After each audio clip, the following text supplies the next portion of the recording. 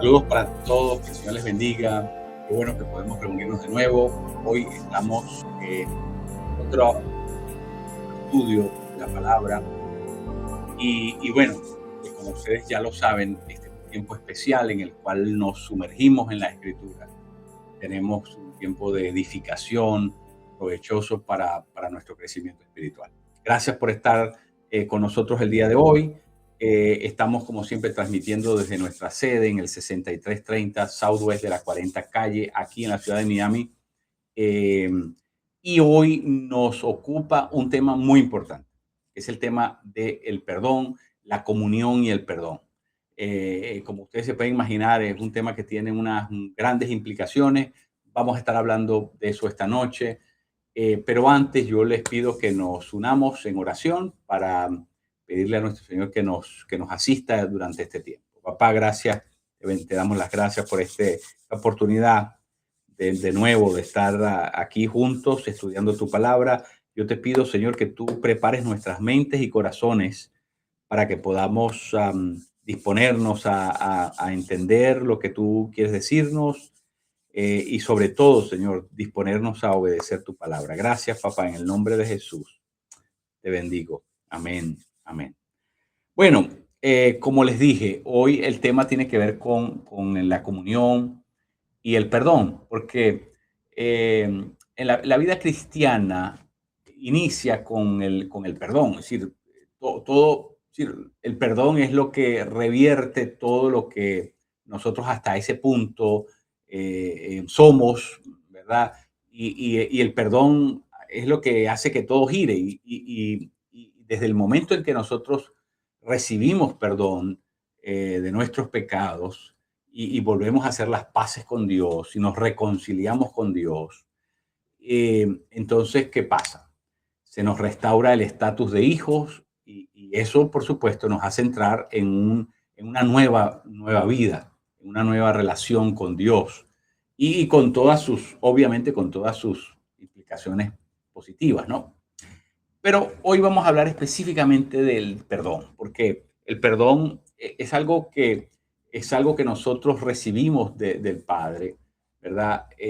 La Escritura dice que ahí en Colosenses, en el capítulo 2 verso 15 dice que nosotros recibimos vida en unión con Cristo cuando fueron perdonados nuestros pecados. Y dice la Escritura que toda nuestra deuda fue clavada sobre la cruz. Si lo que le debíamos a la ley fue clavado sobre la cruz. Lo que quiere decir es que la obra de Cristo en la cruz es la que consiguió el perdón de nuestros pecados. Ahora, ese perdón es para nosotros, es decir, Dios nos perdona a nosotros. Es decir, el perdón no es para justificar el pecado, es para justificarnos a nosotros. Es decir, el acto de perdón es algo que obviamente tiene que ver con algo que nosotros hicimos mal. No se nos condona una deuda que teníamos para que sigamos en la misma actitud morosa. Es decir, no, lo que Dios quiere es hacer cuentas nuevas, es comenzar de cero para que llevemos otra trayectoria, no para seguir en lo que estábamos. Por eso es que digo que el perdón, la gracia de Dios justifica al pecador, no al pecado. Es decir, la gracia, el perdón no es un salvoconducto para que sigamos haciendo lo mismo, de ninguna manera. Entonces, eso es importante, bueno, ponerlo en perspectiva. Pero la otra cosa es que el perdón es importantísimo porque el ser humano, desde que cayó en pecado, experimentó algo que se llama la vergüenza y la culpa. Eso es parte de la caída. Y todos los seres humanos viven en un estado de vergüenza y culpa. Y cuando nosotros recibimos y ejercemos el pecado, en cualquiera de los dos casos, es una experiencia común en el ser humano, el sentirse de esa forma. Y eso hace que el ser humano sea arrastrado, ¿verdad?, a unos esquemas mentales y emocionales que obviamente van a destruir su capacidad de poder relacionarse, de relacionarse bien, quiero decir, de relacionarse saludablemente. Porque donde hay culpa y vergüenza, obviamente es muy fácil, es muy vulnerable el tipo de relación y siempre va a estar amenazado por lo que, por lo que le rodea, porque todas esas relaciones son relaciones frágiles, donde no puede haber profundidad. Entonces, a no ser que el perdón venga, todo lo que el ser humano construye a nivel de relaciones con otras personas es siempre inestable, siempre es algo que carece de solidez, de solvencia. Y tiene que ver con ese asunto, tiene que ver con el asunto de que mientras nosotros sigamos acarreando, sigamos llevando el peso descomunal de la culpa y del pecado, el ser humano, bueno, el ser humano es potencialmente, ¿verdad? Y así lo manifiesta en muchos casos un sociópata, un psicópata, ¿verdad? Tiene eh, eh, una psicopatología, ¿verdad? Que en el fondo, eh, cuando se analiza, tiene que ver con esto que estamos describiendo. Por eso Dios, en ese proceso maravilloso de recibir, de ser receptores de la gracia divina, Dios nos concede el pecado. Y el pecado es algo que realmente no solamente nos aliviana, no solamente nos quita un peso, el lastre terrible de lo que estamos cargando, pero, pero también nos da la capacidad de poder repensar la vida de una manera diferente. Eh, Muchas personas, eh, católicos o cristianos, van al servicio el domingo porque necesitan escuchar que son perdonados por Dios. Todos estamos en necesidad de escuchar el perdón, la, la absolución, como se le llama, la absolución de pecado, ¿no? Entonces, ¿por qué? Porque eso tiene un gran efecto psicológico. Cuando una persona se sabe culpable, no se sabe perdonada, esa persona está llevando, está cargando consigo algo que se lo está comiendo por dentro, que se convierte en una especie de cancro que lo comienza, ¿verdad?, a destruir, ¿verdad?, a carcomer. Y por supuesto, una persona no puede vivir una vida saludable cuando está sumergida continuamente en ese efecto de culpa y vergüenza. Porque el pecado así es como nos lleva, esa es la sintomatología, el efecto terrible que produce en nuestro espíritu, en nuestra alma, en nuestra mente incluso. Y de ahí se va a derivar una serie como dije, de, de enfermedades, porque lo, lo sabemos porque ha sido estudiado, ¿verdad?, extensamente, lo que se llama, ¿verdad?, las enfermedades psicosomáticas.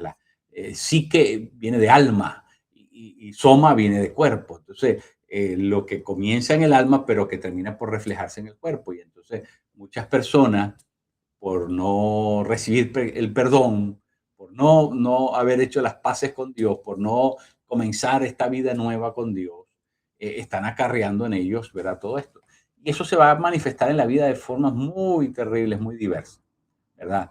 En asuntos, como dije, mentales, depresivos, personas que comienzan a tener una conducta errática y tiene que ver con el tormento terrible que representa la culpa y la vergüenza. Personas que no se saben amadas, aceptadas, perdonadas, que viven continuamente ¿verdad?, en un conflicto terrible. Eh, por eso se ha dicho, ¿verdad?, en el estudio cristiano de estas cosas, que las cosas más difíciles, pero al mismo tiempo las más, digamos, liberadoras y que las que más de alguna manera allanan el camino para una vida saludable en todos los aspectos de la complejidad de lo que representa la vida humana, es el perdonar perdonarse y aceptarse a uno mismo, ¿verdad? Tres cosas que no pueden ser posibles a no ser que primero venga el perdón divino, ¿verdad? Porque el perdón divino es el que echa a andar todas esas otras cosas. La persona que no ha recibido el perdón divino, de nuevo, esa persona está en un estado en el que bueno, su conciencia, su paz interna, su equilibrio emocional, todas esas cosas están comprometidas porque continuamente hay algo que le roba la paz, que lo inquieta, que lo lleva a vivir en un insomnio, ¿verdad? Que lo saca de onda, o que se manifiesta en forma de rabia, de, de angustia, de formas muy diversas, ¿verdad? El ser humano es muy complejo y esto se puede externar de formas que muchas veces son impredecibles, pero el asunto es que en el fondo la gran enfermedad del ser humano es el pecado y el pecado trae culpa y vergüenza, ¿verdad? Cuando Adán y Eva cayeron en pecado, eso fue lo que se manifestó en ellos, culpa y vergüenza, ¿verdad? Y entonces, por eso el perdón es algo sanador, el perdón. Y Dios, en su paternidad, ese Dios que nos está esperando, recuerden la parábola del hijo pródigo, el Dios que está en vigilia, que está continuamente alerta, que está siempre a la expectativa de ver venir el hijo de regreso a la casa. Eh, Dios siempre tiene la disposición de perdonarnos. Dios, como nuestro Padre, quiere que eso suceda. Y además, Él de su iniciativa propia creó las condiciones para que eso pueda ser posible. Es decir, el perdón es algo que está garantizado. Si usted va a Primera de Juan 1:9, la Escritura dice, si confesamos nuestros pecados, Dios es fiel y justo para perdonarnos. Fíjense, fiel y justo. Es decir, la naturaleza divina, su justicia y su fidelidad están allí para trabajar a nuestro favor. Es decir, Dios quiere que eso suceda. Lo único que tenemos que hacer es confesar. Ahora, eso también es algo en lo que tenemos que ¿verdad? Ahondar un poquito, porque no hay perdón verdadero hasta que no haya admisión de ese mal, de ese pecado, de lo que hemos hecho equivocadamente. Es decir, Dios no perdona genéricamente. Eh, Dios perdona nuestra maldad, pero esa maldad tiene que haber una admisión, tenemos que hacernos responsables, tenemos que asumir lo malo que hemos hecho. Para poder recibir el perdón, tiene que haber, ¿verdad? Tengo que saber lo mío. Dios no puede perdonar el pecado ajeno, tiene que perdonar el mío. Por lo tanto, yo tengo que admitir mi culpa. Yo tengo que saberme culpable. Yo, yo tengo que, yo tengo que estar dispuesto a dar la cara por lo que he hecho. Porque si no, no puede haber perdón verdadero, si yo no lo admito primero. Y lo segundo es que tiene que haber un acto de contrición. Es decir, nosotros no solamente tiene que venir con un acto no solamente tengo que reconocerlo, sino que tengo que saber que lo que hice está mal. Y tengo que tener un verdadero estado de arrepentimiento. Eso es lo que significa ese acto de contritación. Tiene que ver precisamente con estar arrepentido, es decir, tener esa actitud, esa convicción de que lo que hice no está bien y que por lo tanto se requiere que haya un acto de enmienda.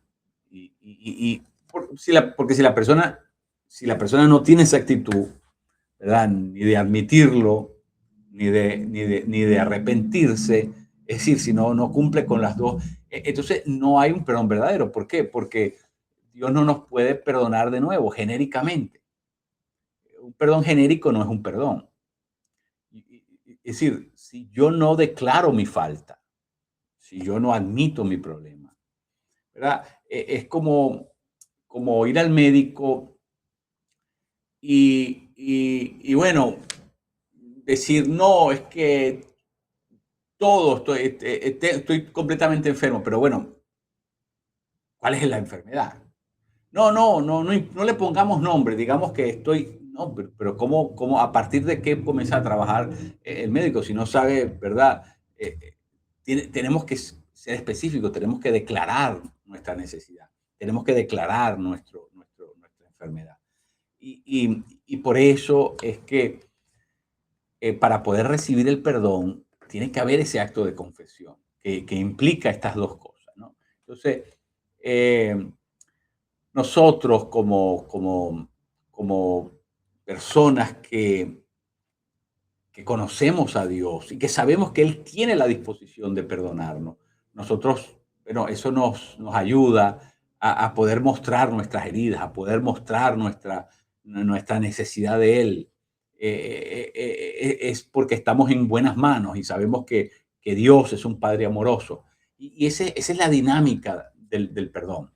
La dinámica del perdón siempre parte del hecho de que voy a regresar a la casa del Padre que es Padre bueno y que siempre me va a esperar con perdón. Ahora, pero si yo no tengo admisión y contrictación, lo que va a pasar es que me voy a tomar ligeramente ese perdón. Y ese perdón va a ser un salvoconducto para que yo siga haciendo lo mismo.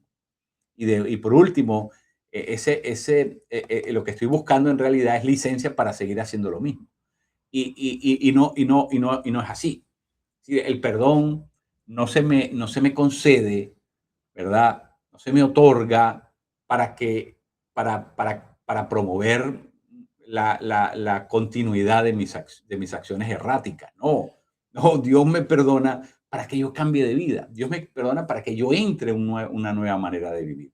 Y por eso el perdón siempre tiene implícitamente lo que llamaríamos la expectativa de que nosotros también vivamos continuamente en ese estado de perdón, ¿verdad? Hay una parábola muy interesante que Jesús cuenta en Mateo 18, más o menos a la altura del verso 23. Y tiene que ver, se llama la parábola del siervo despiadado. Es un rey que llama a cuenta a sus súbditos y llega delante de él a la corte real, ¿verdad? Donde el juez está impartiendo justicia y se le presenta a este individuo que tiene una deuda con el rey y bueno, el rey lo sentencia, ¿verdad? A trabajar como esclavo. Pero este hombre llora ¿verdad? Tiene una actitud, ¿verdad? Donde hace que el rey se conmueva y se mueva con pasión. Y como consecuencia de eso, bueno, le dice, bueno, está bien, vete y toda tu deuda, lo que debes, se te perdona. Y entonces este hombre sale de allí perdonado. Pero tan pronto sale de allí, va a buscar otro al cual lo aprisiona, lo acusa, lo golpea y por supuesto lo amenaza de que si no le paga lo que le debe, lo va a refundir en la cárcel. Eh, Otros consiervos que ven lo que está sucediendo, regresan al rey, le dicen lo que pasó, el rey dice, así es la cosa. Y vuelven a llamar a a quien se le había perdonado una gran deuda que tenía, mucho mayor que la que él quería cobrar de aquel otro. Lo llaman de regreso y le dice, ¿sabes qué? ¿Cómo es posible que siendo que yo te perdoné, tú no hiciste lo mismo con aquel otro? ¿Por qué? Y entonces, ¿verdad? Eh, se le revierte el veredicto. Y en vez de ser perdonado, ahora tiene que ir a la cárcel hasta que logre pagar todo lo que le debe. Y entonces Jesús termina diciendo, si no perdonan, así mismo los va a tratar mi Padre. Si ustedes no perdonan, no serán perdonados. ¿Por qué? ¿Qué es lo que la parábola nos quiere enseñar? Y acuérdense que la parábola comienza con la pregunta de Pedro, ¿cuántas veces debo perdonar? Y el Señor Jesucristo le dice 70 veces 7, es decir, 70 veces 7 era una forma, digamos, coloquial de decir todas las veces que sean necesarias, porque nadie va a llevar la cuenta de 70 veces 7. Es decir, es un número tan, ¿verdad?, extravagantemente grande que nadie va a llevar, va a ir sumando hasta cuando. No, el día no va a alcanzar para poder llegar a esa cifra. Entonces, por lo tanto, la expresión en su tiempo quería decir era todas las veces. ¿Sí? ¿Cuántas? Todas las veces. 70 veces 7, es decir, todas las veces. Eh, es importantísimo porque esa parábola es en respuesta a esa pregunta de Pedro. Y luego termina con este corolario, ¿no? Donde Jesús dice, así les va a tratar mi Padre. Si ustedes no perdonan, tampoco serán perdonados. ¿Qué es lo que nos quiere decir? Que una vez que nosotros somos el depósito, los receptores del perdón, la expectativa divina es que nosotros practiquemos el perdón. Por eso la palabra dice, lo que recibiste de gracia, tienes que darlo de gracia. Es decir, de la misma manera que Dios te trató a ti, tú tienes que hacer eso con las demás personas. Y lo que quiere decir es que la conducta de Dios se convierte, se establece automáticamente en la normativa. Es decir, la manera como Dios nos trata se establece en nuestra pauta ética. Es decir, nuestra ética está fundada sobre la manera en que Dios nos trata a nosotros. De la misma manera que Dios nos trató a nosotros, ahora esa acción se va a convertir en la directriz de mis acciones. Es decir, en la misma proporción con que Dios me ha beneficiado, me ha favorecido, me ha bendecido, en esa misma proporción yo tengo que hacerlo con los demás, ¿verdad? Entonces, ¿qué quiere decir eso? Que la conducta divina se convierte en la referencia, en el paradigma, para que nosotros, basados en esa conducta, que ha sido una experiencia vívida, es decir, no es una cosa imaginaria, teórica, solamente hipotética, no, es una experiencia que nosotros hemos tenido, porque nosotros somos los receptores de esa gracia. Entonces a nosotros nos corresponde hacer exactamente lo mismo con los demás. En Colosenses, en el capítulo 3, Pablo dice algo muy interesante. Dicen, perdonen de la misma manera que fueron perdonados por Dios. ¿Verdad? Ahí no se nos da, en el caso del perdón, no se nos da ninguna otra explicación, no hay ningún otro argumento. ¿Sabe por qué? Porque si usted quiere argumentar, o sea, si usted quiere crear esa red mental a través de la cual usted justifica la acción de perdonar a otros, la gran mayoría de las veces no la va a poder armar. Es decir, la gran mayoría de las veces usted va a estar va a estar bajo el convencimiento de que es mejor no perdonar que perdonar. Por eso es que Dios no nos manda a buscar buenos argumentos por los cuales deberíamos perdonar, ¿verdad? No, pero esta persona me hizo daño, esta persona lo hizo con alevosía, ¿no? Esta persona lo hizo con premeditadamente, ¿no? Esta persona lo hizo en venganza, ¿no? Esta persona acabó, me arruinó, Si usted comienza a analizarlo y a darle mucha vuelta a la cosa, va a terminar por no perdonar. Porque es verdad que todo eso sucedió. Es verdad que todo eso pasó. Es decir, el perdón no es hacernos de la vista gorda. El perdón no es hacer una especie de, de- de estado de amnesia momentánea y olvidarnos del evento. No se trata de eso. No se trata de esquivar, evadir el pensamiento, el recuerdo, el mal recuerdo de lo que nos pasó como víctima de esa persona a la que ahora pretendemos perdonar. Porque si usted entra en ese retruécano, en esa, ¿verdad? En ese predicamento tan, digamos, resbaloso que representa justificar el perdón, lo más seguro es que no perdone. Y, y en realidad lo que la palabra dice es, como fuiste perdonado, perdona. ¿Y cómo fuimos nosotros perdonados? Bueno, si Dios se ponía a argumentar si valdría la pena o no perdonarnos, no nos los hubiese perdonado. Porque en realidad, ¿verdad? Dios tuvo que actuar de una forma contra natura, tuvo que ir en contra de todo, ¿verdad? Tuvo que ir en contra incluso de la ley del talión, la ley que decía ojo por ojo y diente por diente. Es decir, si Dios lo hubiese hecho de esa forma, nosotros nunca hubiésemos calificado para ser perdonados, porque nosotros éramos opositores, nosotros éramos enemigos de Dios, nosotros nos rebelamos abiertamente contra el gobierno de Dios. Así que nosotros no merecíamos, si no había en nosotros ningún mérito que nos hiciese de alguna manera candidatos para recibir el perdón. No. El perdón es algo que se lleva a cabo por gracia. Gracia significa regalo. Gracia no significa premio, lo cual quiere decir que nosotros no recibimos el perdón por premio, lo recibimos fue por regalo. Es decir, Dios hizo un acto de gracia, de misericordia, no de recompensa, no de premio. Entonces, eso es importante establecerlo. Entonces, ¿qué quiere decir eso? Que nosotros no estamos premiando a nadie cuando le estamos perdonando.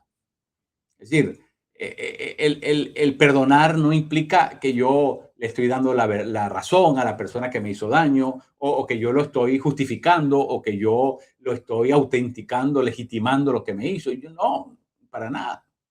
De la misma manera que Dios no está legitimando el pecado que yo practiqué y por el cual vivía una vida separada de Él. No, ¿verdad? Dios está justificándome a mí, ¿verdad? Si Dios me perdonó a mí, Dios, que tenía argumentos de sobra, más que los que yo tengo en relación con otra persona, Él que tenía todos los argumentos para no hacerlo, lo hizo. ¿Quién soy yo entonces para no hacerlo con otros? Eso es lo que Colosenses nos está tratando de decir entre líneas, ¿no? Es que si Dios te perdonó, haz tú lo mismo con el otro. Porque Dios sí tenía la potestad de no perdonarnos y era un acto justo además, pero Dios resolvió hacerlo a pesar de lo terrible de nuestros actos. Entonces, ¿verdad? No hay ningún, eh, no hay ningún acto que no podamos perdonar, basados en el hecho de que Dios nos perdonó a nosotros. Y por supuesto, ese acto de perdón es algo que obviamente nosotros en nuestro fuero humano, nuestras capacidades puramente humanas, no lo podemos llevar a cabo. Esto es algo que lo informa, lo alimenta y lo impulsa el Espíritu Santo. El Espíritu de Dios es el que nos da la capacidad de poder hacer un acto de perdón. Pero de nuevo, el acto de perdón no es la justificación de lo malo. El acto de perdón no significa de que ven, vuélvelo a hacer, está bien. No, el acto de perdón no significa nada de eso. Muy interesante que Juan Pablo II, a Juan Pablo II le hicieron un atentado y Juan Pablo II fue a visitar a la persona que le hizo el atentado, ¿verdad? Lo atraparon, lo llevaron a la cárcel y ahí en la ciudad de Roma, Juan Pablo II fue a visitar a su agresor. Y Juan Pablo II fue, lo perdonó, le llevó la comunión, pero no abogó para que lo sacaran de la cárcel. Son dos cosas diferentes. Sí, el hecho de que te perdone no significa que voy a hacer que las consecuencias de tu pecado se anulen. No, porque nosotros no tenemos potestad sobre las consecuencias del pecado. Eh, nosotros solamente nos corresponde es perdonar. Ya lo demás es un asunto de la ley. Y nosotros tenemos que dejar las cosas en las manos de Dios. Y la palabra de Dios dice ahí en Romanos 12, mía es la venganza, yo pagaré. ¿Verdad? El Señor es nuestro vengador, el Señor es nuestro abogado, nuestro justiciero. Y por lo tanto, nosotros no tenemos que ocuparnos de eso. Nuestro trabajo es perdonar. 70 veces 7, es decir, indefinidamente, indefinidamente. Lo que quiere decir eso. Y por lo tanto, ese perdón es importante. Pero, ¿sabe cuándo nosotros entendemos el perdón? Cuando entendemos el corazón paternal de Dios. Por eso la parábola del hijo pródigo es tan interesante, porque el hijo que se regresa a la casa, ¿verdad? A la casa del padre, no se regresa porque está convencido de que hizo mal. Es decir, no es a pedir perdón que va. El hijo que está en el barrial, que está viendo comer a los cerdos y que les está deseando la comida a los cerdos, que cayó en lo más decadente, ¿verdad? Y se recuerda que tiene un padre y se recuerda que ese padre tiene una finca y que ahí la gente, los jornaleros, hasta ellos viven medianamente bien. Y él dice, bueno, pero ¿qué hago yo aquí? Si yo puedo irme a la casa de mi padre y no soy tan cara dura para decirle que me vuelva a recibir como hijo, pero por lo menos que me dé la posibilidad de trabajar como uno de sus jornaleros. Entonces, él estructura su pensamiento, ¿verdad? Arma un caso en su mente y va con, ¿verdad? A disuadir, a persuadir a su padre de que le permita quedarse como uno de los jornaleros. Ya él sabía que derecho a ser hijo no tenía. Legalmente, ¿verdad? Ya se había gastado toda la herencia. Eh, el muchacho no va arrepentido. En el fondo, lo que está haciendo es un acto de subsistencia. Lo que está haciendo es cambiarle algo por algo. Yo de ahora en adelante soy tu empleado y tú en consecuencia me das comida y techo. Es un canje.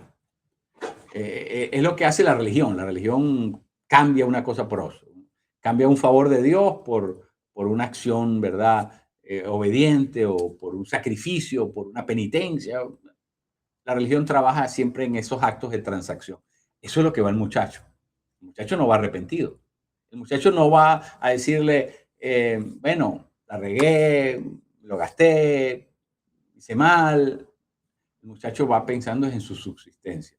No va pensando en el padre, va pensando en él. Y cuando llega a la presencia del Padre y él viene con su argumento, le dice, Padre, pecado contra el cielo y contra ti, no merezco ser llamado Dios, pero bueno, déjame ser un jornalero aquí. Si usted se da cuenta, el Padre no responde a eso.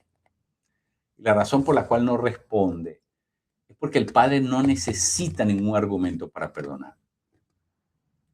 Es algo que ya está dispuesto en el corazón de Dios. Es decir, Dios no necesita analizar el argumento que nosotros le traemos para que Él nos perdone, porque el perdón no es una transacción. El perdón no es un intercambio, no es un canje, no es un trueque que Dios está haciendo con nosotros. Tú dame esto y yo te doy el perdón. Tú dame aquello y yo te doy el perdón. No. Es un acto en el cual Dios actúa, ¿verdad? Completamente, un acto libre, es un acto de amor absoluto, porque es un acto libre. Solamente un acto libre puede ser un acto amoroso. Entonces, es la manera como Dios actúa. Eso es importante. Pero ¿qué es lo que realmente lo hace arrepentirse? Lo que hace que el muchacho se arrepienta es ver la respuesta del padre contra todos los pronósticos. El padre no solamente lo perdona, a eso era bastante. El padre lo restaura. Es decir, le devuelve lo que el muchacho se había gastado, se había fumado, se había descorchado, todo lo que el muchacho, el padre le devuelve todo. O sea, eh, ese es el amor de la gracia maravillosa de nuestro Señor. Es que Dios, ¿verdad? No solamente le perdona la deuda, la ofensa, el mal rato, sino que además lo restaura, lo restaura. El perdón de Dios, ese es el perdón divino. Es un perdón que no se limita solamente a decir, bueno, ya eres salvo. No, Dios no solamente te perdonó para que fueras salvo, Dios te perdonó para que volvieras a ser hijo. Dos cosas. No solamente se encargó de la deuda, que ya eso era bastante. Si Dios nos salvaba y ya por medio de la salvación íbamos a vivir eternamente en su presencia, aunque no fuese en calidad de hijos, ya era una gran cosa. Ya eso era bastante. Pero Dios no solamente se satisfizo en hacernos, es decir, en concedernos el perdón, en hacer las paces con nosotros. No, Dios, además de hacer las paces con nosotros, perdonarnos la deuda, nos restauró, nos devolvió lo que perdimos en la caída, ¿verdad? Lo que se llama la justicia original. La justicia original era la justicia en la que Adán y Eva vivían, porque ellos no necesitaban ser justificados. Ya ellos tenían la justicia original. Necesitaron ser justificados después que cayeron en pecado, pero no antes. Antes vivían en paz con Dios, antes vivían como hijos de Dios, antes vivían en un estado de relaciones francas, directas, afables, saludables, profundas. Vivían como hijos. Pero bueno, el pecado destruye todo eso. Pero el perdón que Dios nos da por medio de su gracia, Jesucristo es la gracia, ¿verdad? La gracia que nos devuelve el perdón. Pero ese perdón, cuando Dios lo concede, como les dije ya, ese perdón se establece como la norma de nuestra vida. Es decir, para quienes son receptores del perdón divino, el perdón se convierte en su nuevo estado de vida. ¿Por qué? Porque nosotros no podemos recibir la gracia sin vivir de la gracia. Es decir, sin compartir la gracia, sin hacer que la gracia se convierte ahora en nuestra nueva ética. La ética de la gracia significa que nosotros nos convertimos en promotores de lo que hemos recibido, ¿verdad? Somos receptores, fuimos receptores y ahora somos promotores. En otras palabras, lo que Dios hizo con nosotros, nosotros buscamos hacerlo con los demás, ¿verdad? Y de la misma manera que Dios nos perdonó, nosotros buscamos perdonar. Y de la misma manera que Dios nos restaura, nosotros buscamos bendecir a los otros. Es decir, es una cadena. Por medio del perdón se crea una cadena maravillosa que lo que hace es desatar vida y destruir, ¿verdad?, los efectos calamitosos del pecado, de la vergüenza y la culpa, como dijimos. Esos efectos que nos hacen vivir bajo esclavitud, nos hacen vivir, como dije, enfermos, nos predisponen a lo malo, nos arruinan, envenenan la vida y que por supuesto crean una red de relaciones interpersonales completamente, ¿verdad? Amañadas, deformadas, destructivas en todo el sentido de la palabra. Y por eso es que el perdón es supremamente importante. Pero, de nuevo, no debemos confundir el perdón con la justificación del mal, ¿no? No se trata de eso. Otro ejemplo interesante es Gigi Ávila. Gigi Ávila, el hijo político le mató a su propia hija. Es decir, el esposo de la hija la mató. Y este hombre lo fue a ver a la cárcel y lo perdonó. Ahora, Gigi no fue a abogar para que lo sacaran de la cárcel, ¿no? Sabía que tenía que pagar por lo que había hecho, pero lo perdonó, lo recibió de nuevo como un hijo, lo trató como un hijo. Es decir, el hecho de que nosotros actuemos así, ¿verdad?, no implica en ningún momento que nosotros, ¿verdad?, podemos disolver, deshacer las consecuencias del pecado. El perdón nuestro no está unido a eso, ¿no? Porque la gran mayoría de las veces no tenemos la potestad para aquello otro, para disolver las consecuencias que trae las acciones incorrectas de ciertas personas. Pero lo que esté de parte nuestro sí tenemos que hacer. Por eso la Escritura dice en Romanos, en el capítulo 12 precisamente, dice, vivan en paz con todos en tanto que dependa de ustedes. Es decir, nosotros tenemos, si los demás no nos perdonan, si los demás no quieren hacer las paces con nosotros, si las demás personas no quieren vivir en una relación, ¿verdad?, saludable, de amistad, de fraternidad, nosotros no podemos controlar eso. No, no es potestad nuestra controlar eso. Pero nosotros sí tenemos que controlar lo que tiene que ver con nosotros.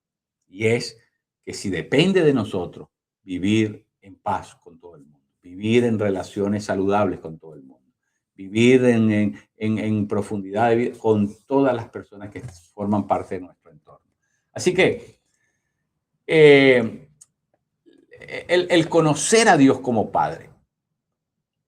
Cuando este muchacho regresa a la casa del padre y el padre, contra todos los pronósticos, lo perdona y lo restaura, es cuando él comprende las proporciones del amor, cuando él comprende la manera como el padre lo ama. Es decir, que el padre no lo ama, ¿verdad?, solamente por una relación filial, que ya es un buen argumento, pero no solamente por eso. Hay algo que es sobrenatural en ese amor, es algo que se excede, y eso es lo que a nosotros nos parte en dos pedazos. Cuando nosotros vemos, comprendemos el amor con que Dios nos ama, eso es lo que nos hace humillarnos, arrepentirnos completamente, porque es en presencia de la bondad divina que nosotros vemos nuestra maldad. Es en presencia de la contundencia de su amor que nosotros nos damos cuenta de la perversión, del nivel, del grado de nuestra corrupción. Es solamente en eso.